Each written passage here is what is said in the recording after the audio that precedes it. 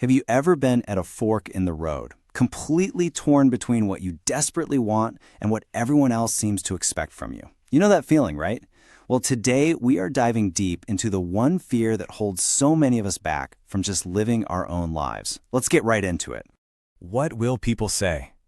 I mean, this one little question, it's a ghost that haunts our biggest decisions. We're talking careers, relationships, even just the way we choose to live day to day. It sounds so simple, but wow, its power to just shut down our dreams is huge. So today, we're going to start taking that power back. You see, this fear of judgment, it basically puts us at a crossroads with two very different paths. But what's fascinating is that both of them spring from the exact same struggle. Do we chase acceptance or do we chase authenticity? Let's break down what those two paths actually look like. So this is where it gets really interesting, because you can see the two sides of the same coin here. On one side, you've got the people who say yes to stuff they don't actually want. You know, the safe job, the right partner, all to just keep the peace. Then on the other side, you have the people who say no to their real passion because they're terrified of what people might think. The crazy part? Both are trapped by the exact same fear. And honestly, both paths can lead to some serious regret down the line. Okay, so what is the engine that's driving people down these paths? A lot of the time, it all starts with the fear of gossip. We have this idea that if we do something bold, something different, the whispers are just going to follow us around forever. But here's the thing, that's a total myth. And it's built on a huge misunderstanding of how much other people are actually paying attention to us. The truth is, gossip has a really short and honestly predictable life. It spikes up, it makes the rounds for a little while, and then it just fades away. Why? It's just simple psychology, really. Our attention spans are short. Something new and shinier always comes along. People get bored. And at the end of the day, their own lives and their own problems are always going to be more interesting to them than yours. This is a perfect example of something called the spotlight effect. It's this feeling that we're walking through life with a giant spotlight shining on our every move, right? But in reality, everyone else is so busy worrying about their own spotlight, they barely notice ours. There was this famous study where students wore an embarrassing t-shirt and they thought about half the people in the room noticed. You know what the real number was? Less than a quarter. The big takeaway here is that you're probably overestimating how much the world is watching you by at least double.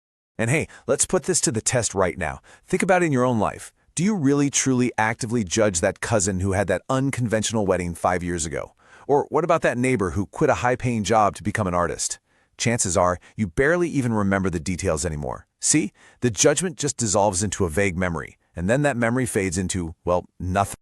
All right, so if we know the gossip isn't as permanent as we think, what's the next big fear? It's the big one, isn't it? The idea that you'll become a complete social outcast. This is the ultimate threat that keeps us playing it safe. But as we're about to see, this whole total exile scenario, it's usually more drama than reality. In our heads, the fear looks just like this. Total, complete, irreversible disgrace. We picture getting kicked out of the family, shunned by our community, left totally and utterly alone. And that is a terrifying image. It's powerful enough to paralyze just about anyone. But the reality is almost always something much more manageable. It looks more like this. Some initial discomfort, yeah, for sure, there might be some tension, maybe some disapproval, a few awkward conversations, but it's usually just a period of adjustment, not this permanent banishment we build up in our minds. Social circles change, you know? Opinions soften over time, especially when people see that you're okay, or even better, that you're happy. And that really brings us to the heart of the matter with this question. It frames the choice perfectly. You can either face some temporary external friction that, is probably going to fade, or you can carry a long-term internal dissatisfaction with your own life. When you put it like that, which one really sounds harder to live with? So if the fear of being an outcast is mostly an illusion, where's the proof, right? Because it can feel like you're the only person in your entire world who's even thinking about stepping off the beaten path. But the truth is, the evidence that these fears are overblown, it's probably already all around you, right inside your own social network. This all comes down to something called the 3-degree connection principle.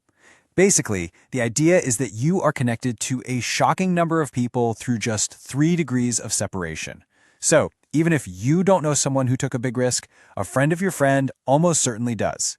Seriously, think about it. A friend's cousin, one of your parents' coworkers, a neighbor's sibling, the connections are there.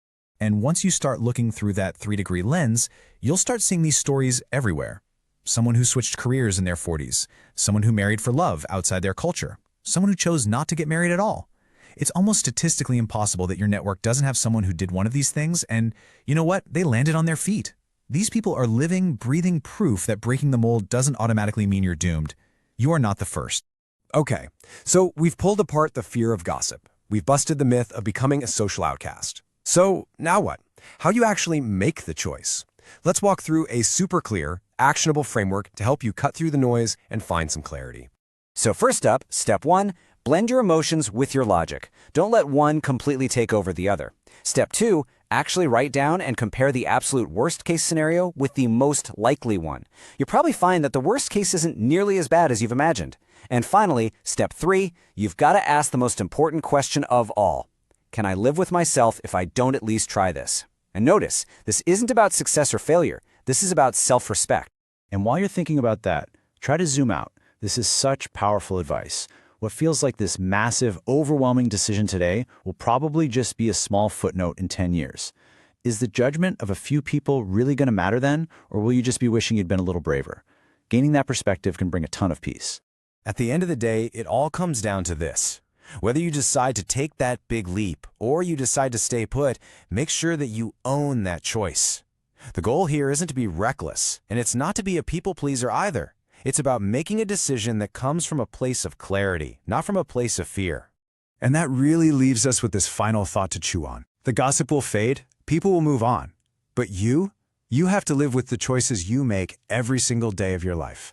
So you have to ask yourself this.